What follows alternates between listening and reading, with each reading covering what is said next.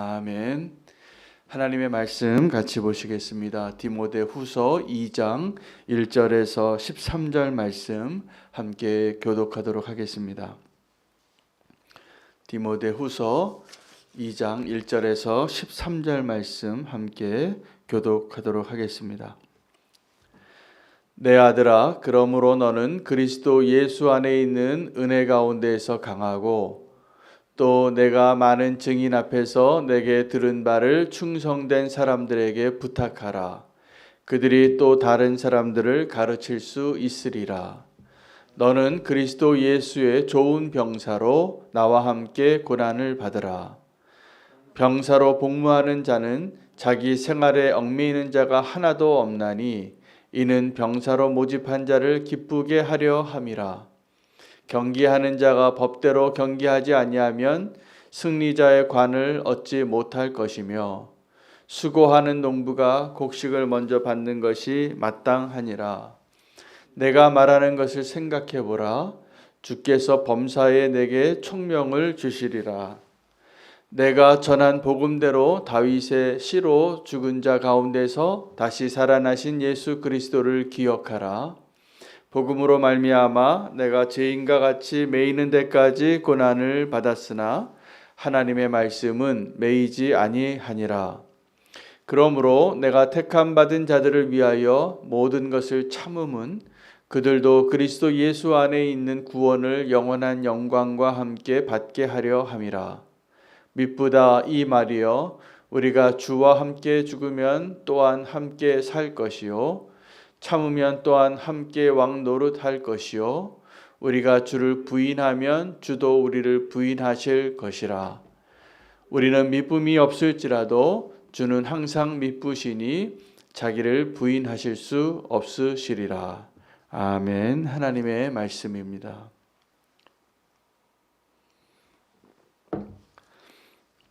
오늘 바울의 고백 가운데 우리가 하나 붙잡기 원하는 것은 충성입니다. 충성된 자가 되기를 원하지만 우리가 충성스럽게 살지 못하는 이유는 하나님에 대한 우리의 믿음이 부족하기 때문입니다. 끝까지 그 충성하는 것이 충성을 완성하는 것입니다. 오늘 바울이 충성에 대한 이미지를 설명하기 위해서 충성하는 사람의 모습을 그려내기 위하여 세 종류의 사람을 소개하고 있습니다. 첫째는 군인이고, 둘째는 운동선수이고, 셋째는 농부가 되겠습니다. 군인이 전쟁터에 나아가서 싸움을 싸우는 사람입니다. 그에겐 무기가 들려져 있고 그의 앞에는 적군이 있는데, 바울이 주목하고 있는, 또 우리에게 요구하고 있는 그리스도의 군사가 되기 위한 군인의 핵심은 그 과정에 있습니다. 가서 전쟁터에 나아가서 무기를 잘 다루고 두려움 없이 원수를 향하여 싸울 수 있는 군인이 되기 위하여 필요한 것은 군인의 우선순위가 어디 있는지를 아는 것입니다. 군인은 사사로이 자기를 위하여 사는 자가 아니라 자기를 부른 자, 또 내가 명령받고 그 순종해야 할 그 명령에 순종하는 것을 살아낼 수 있는 자가 군인됨의 핵심입니다. 우리는 군인이 얼마나 싸움을 잘하는가, 얼마나 많은 대적을 죽였는가, 얼마나 힘이 센가, 덩치가 큰가, 얼마나 무기가 좋은가, 이것이 우리가 생각하는 좋은 군인의 싸움에서 이길 수 있는 군인의 조건같이 생각하지만, 오늘 바울이 디모데에게 요구하고 있는 좋은 군사란 사사로이 자기를 위하여 살지 아니하고 나를 불러주신 자를 위하여 사는 것이 좋은 군사라는 것입니다.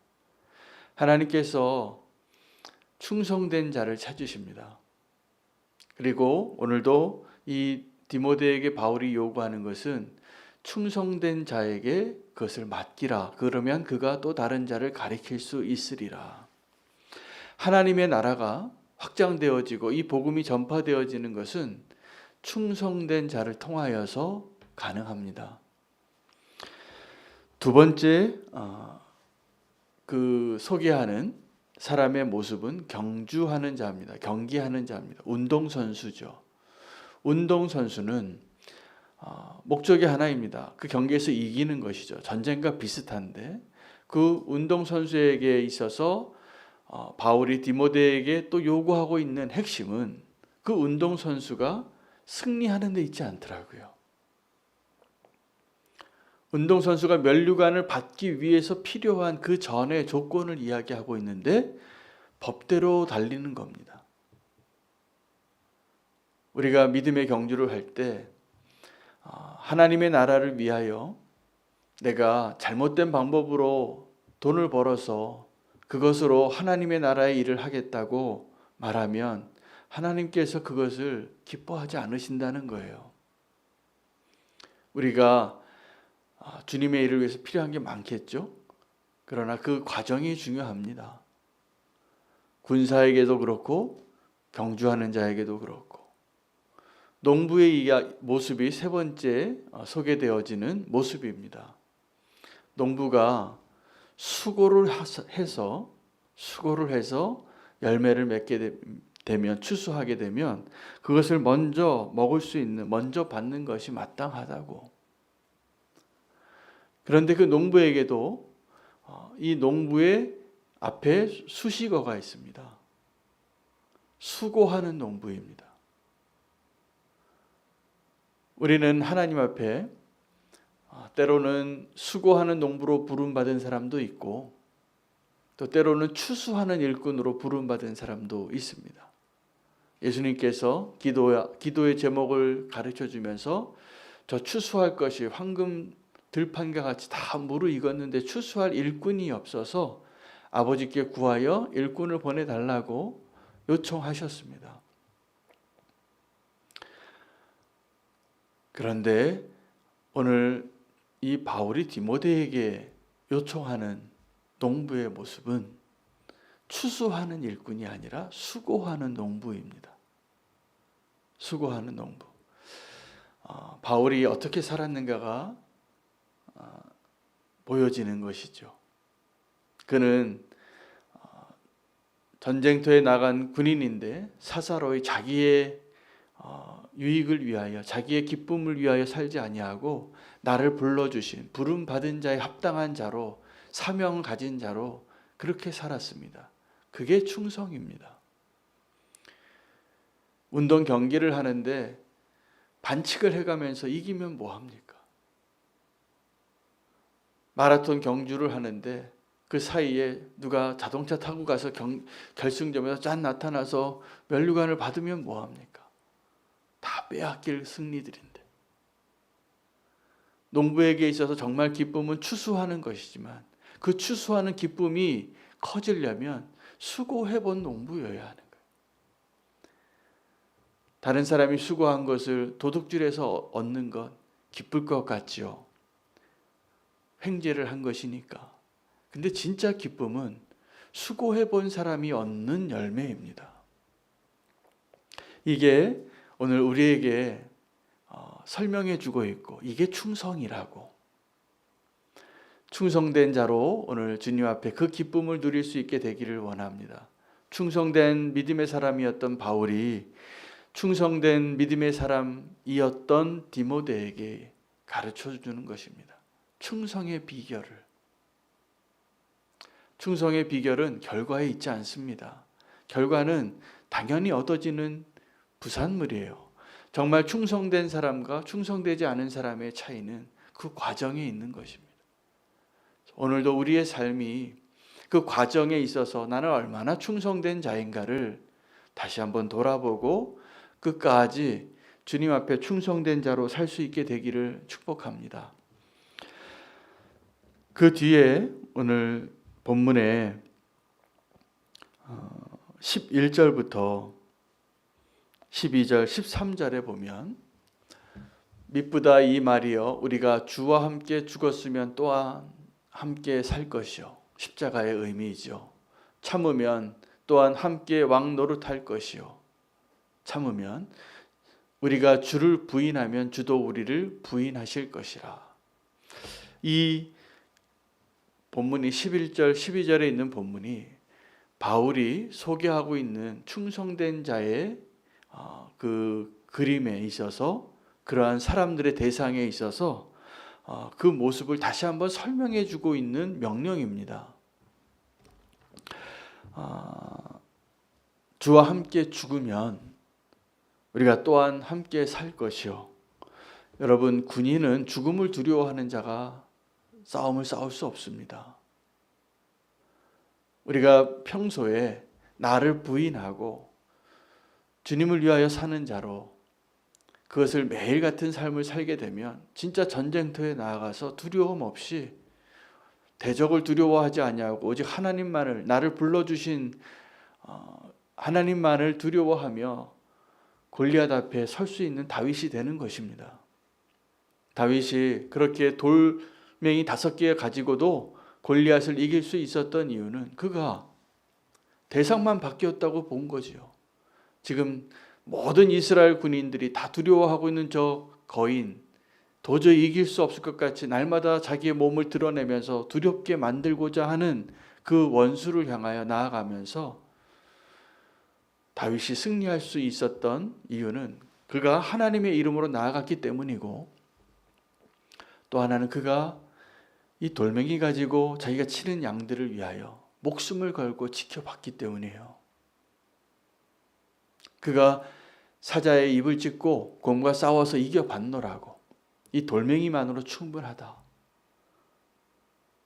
내가 곰하고도 싸워서 이겨봤는데 하나님의 이름을 모독하고 있는, 명분도 없는 저 덩치만 큰 골리앗을 쓰러뜨리는 것은 아무것도 아니다라고 믿고 나아간 것입니다.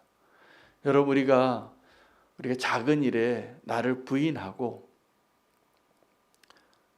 내가 주와 함께 죽으면 또한 함께 살 것이요를 날마다 우리가 경험해 보는 것이죠. 작은 일에서도 그것이 필요하잖아요.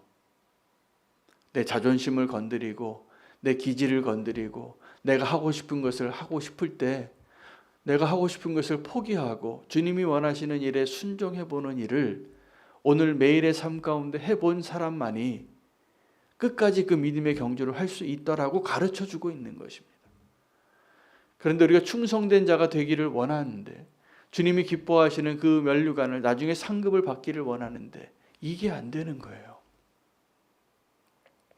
매일의 삶에서의 자기를 부인하는 것, 매일의 삶에서 내가 십자가를 지는 것, 아주 작은 일에서도 그것이 필요합니다.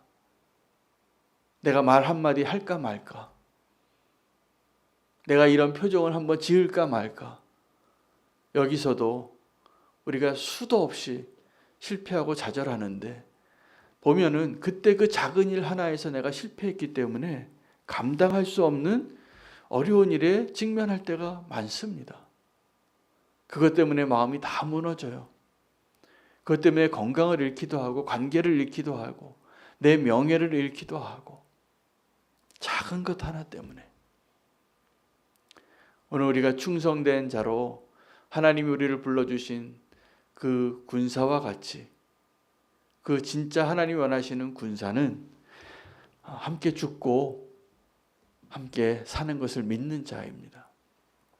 운동 경기를 하는 사람이 법대로 하지 아니하면 면류관을 얻을 수 없다라고 하고 있습니다. 근데 그 운동 경기를 하는 사람이 그 운동 경기에 나아가기 위해서 얼마나 인내하는 훈련이 있었겠습니까?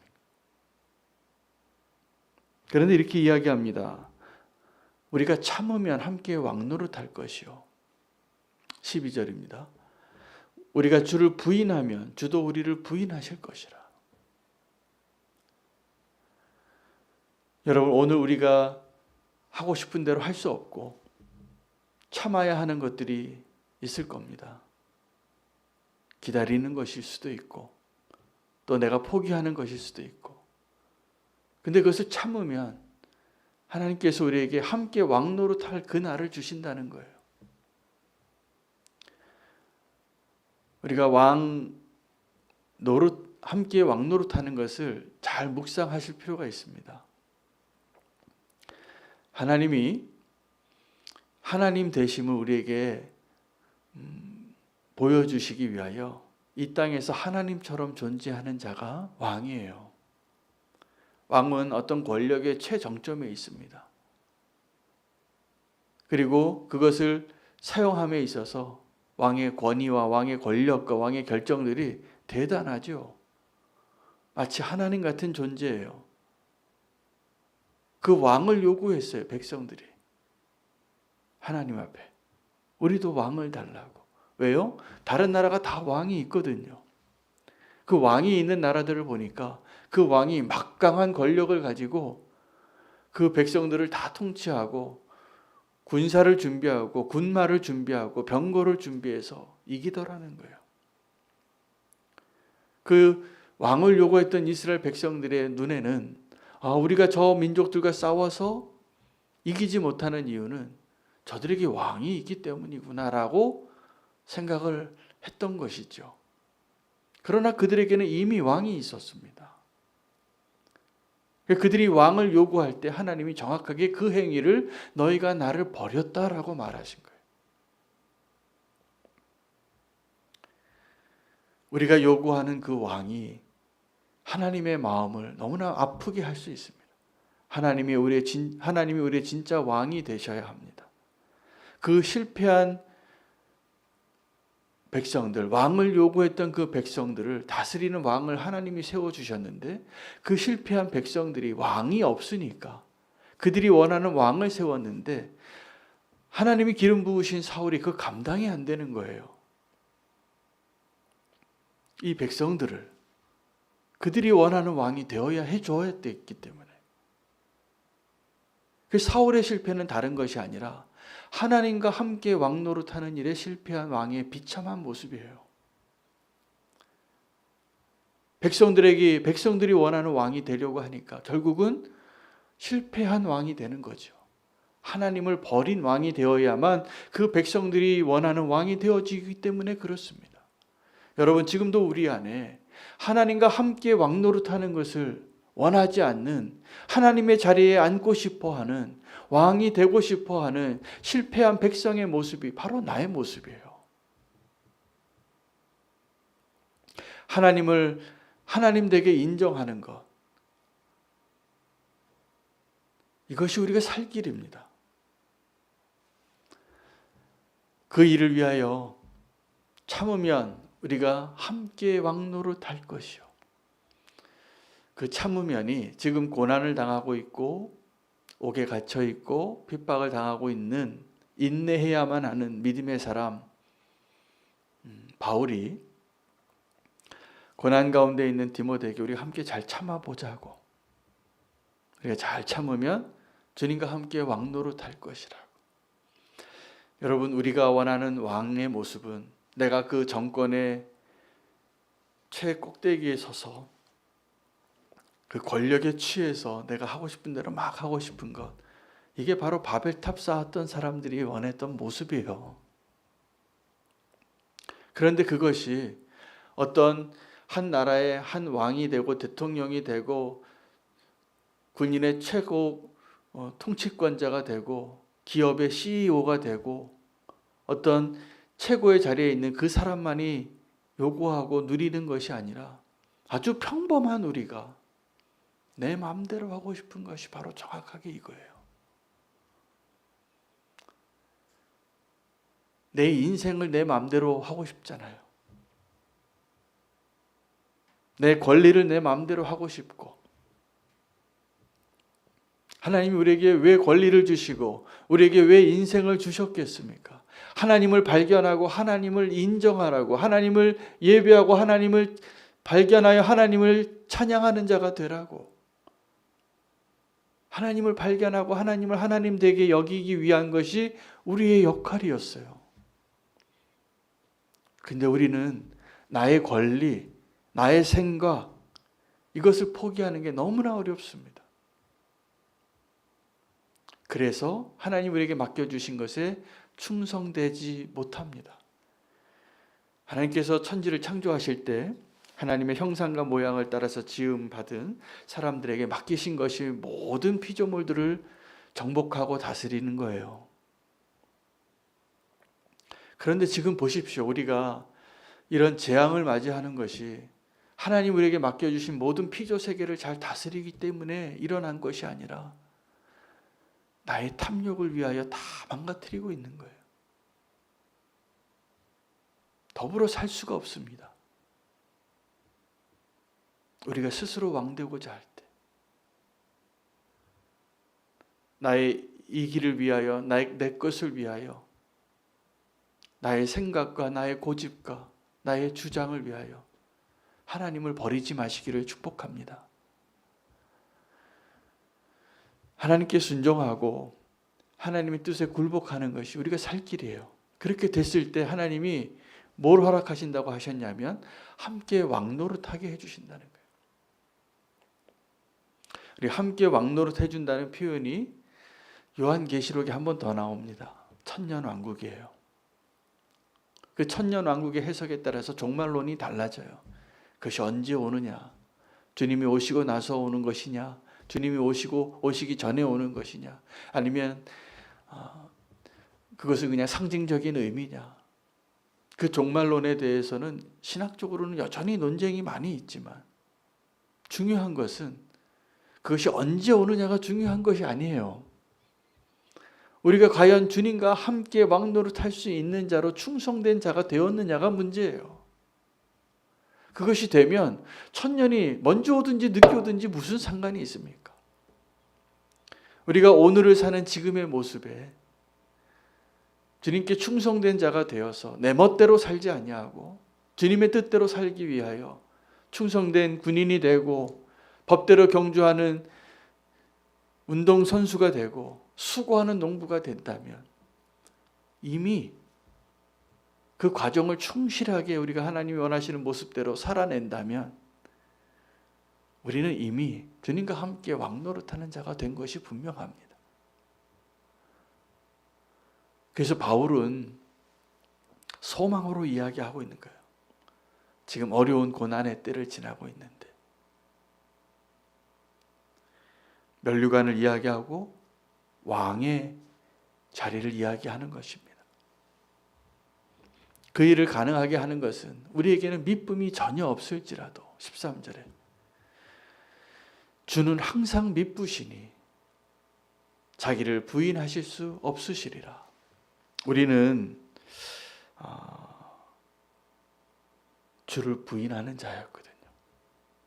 12절에 우리가 주를 부인하면 주도 우리를 부인하실 것이라. 사울 왕이 하나님과 함께하는 것 같지만 사실은 하나님을 버린 자였습니다. 자기는 몰랐어요. 이스라엘 백성들도 왕을 요구할 때 그것이 하나님을 버리는 행위라는 걸 몰랐어요.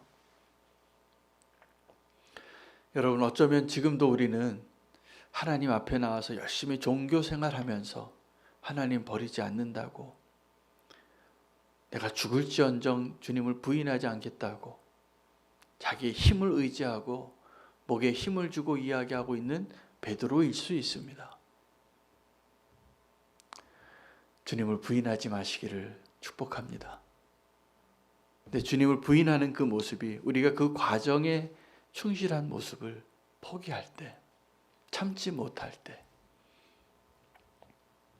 그것이 주님을 부인하는 것이라고 충성된 사람이었던 바울이 오늘 저와 여러분에게 설명해 주고 있는 것입니다. 우리는 그 과정을 원하지 않고 결과만 얻는 것이죠. 그걸 원하는 것이죠. 그것은 요행입니다. 하나님의 은혜는 그 과정까지도 하나님이 하나님됨을 경험하게 하는, 주님과의 동행을 통하여 주님이 우리의 삶 가운데 허락하신 아름다운 열매와 면류관을 허락하실 기쁨이 다릅니다. 어느 날 우리가 아무 수고하지 않고 운이 좋아서, 그건 정말 운이겠죠, 어떤 것을 큰 요행을 얻을 수 있습니다. 기쁘겠죠. 아무 수고하지 않고 이렇게 얻었으니까. 그러나 우리가 그 일을 위하여 수고하고 충성하고 참고 기다리고 법대로 그 일을 지키고 그랬을 때 얻는 그 면류관은 그것을 그렇게 충성되게 순종해 본 사람만 아는 기쁨이 그 안에 있을 것입니다. 똑같아요. 우리가 어떤 일들을 기도하고 응답받아 본 사람하고 그냥 기도하지 않고 어떤 일이 되어지면 다 뭐라고 얘기하겠습니까? 아, 운이 좋았다고. 운이 좋았다고 이야기할 그 내용을 우리가 간절히 주님 앞에 기도하고 참고 순종하고 함께 죽고 그 열매를 얻는다면 그것은 놀라운 기쁨이 되는 것입니다. 저는 우리는 교회에서 성도님들이 환우들을 위하여 특별히 하나님께서 기도 응답을 많이 해주시는 것 같아요. 근데 그 기도가 우리의 기쁨이 되는 것입니다. 그리고 기도 제목이 너무 많잖아요.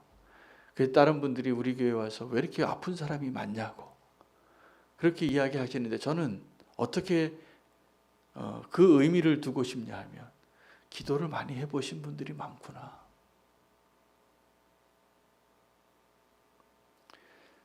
그것을 기도하고서 그것을 나아보고 그래서 그 기도 제목을 나눌 수 있고 그것을 하나님이 일하신 것이라고 깨달은 사람들이 많기 때문에 그 기도 제목이 계속 나오는 거예요.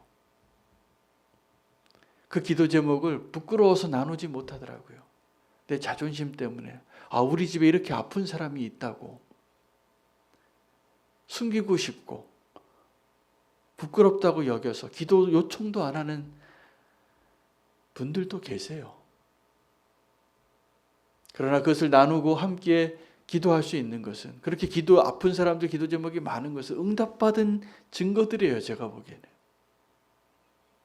그리고 그것을 소망하는 믿음의 순종들이고 오늘 우리가 결과보다 이 과정이 얼마나 중요한가 그리고 그것이 충성된 자를 평가하는 조건이구나.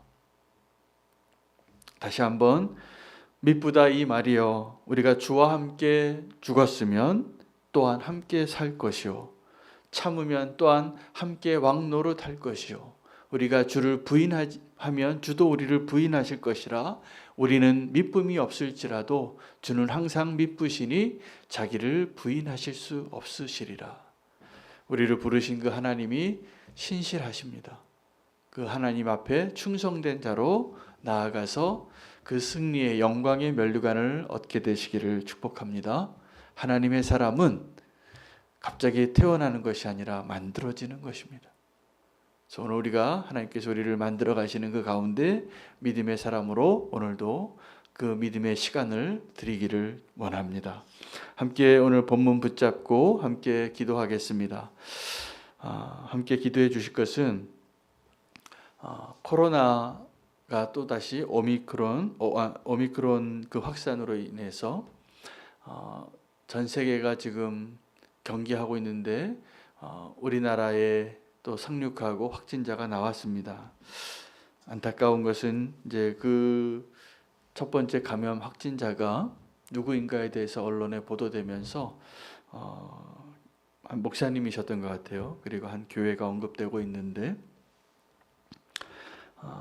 우리는 좀 다른 각도로 기도해 줬으면 좋겠습니다.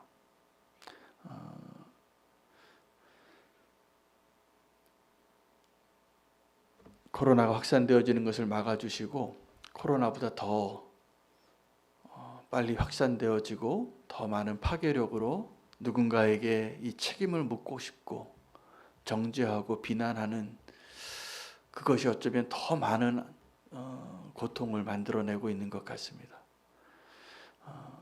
또 그 대상이 교회이고 목사님이라서 좀 안타깝긴 하지만 지금도 우리가 계속 보니까 2년 동안 이 코로나가 위기에 있을 때마다 누군가를 자꾸 탓했어요. 근데 이것은 우리 같이 아파하고 극복해 나가야 할 기도 제목이기도 합니다.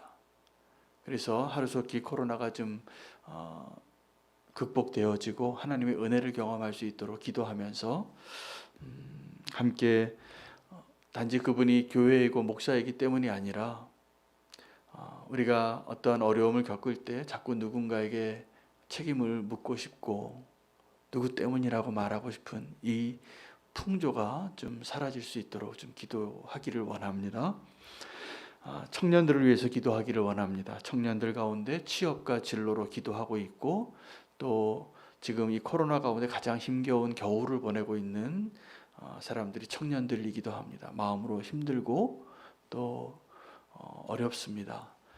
보이지 않는 곳에서 지금 믿음의 싸움을 하고 있는 우리 청년들이 있는데 우리 청년들을 하나님께서 위로하시고 강한 군사로 그 마음의 위로도 주시고 앞길에 길도 좀 열어주시고 살 소망을 주시고 감당할 힘을 주시라고 함께 청년들을 위하여 함께 기도하도록 하겠습니다. 말씀 붙잡고 함께 기도하겠습니다.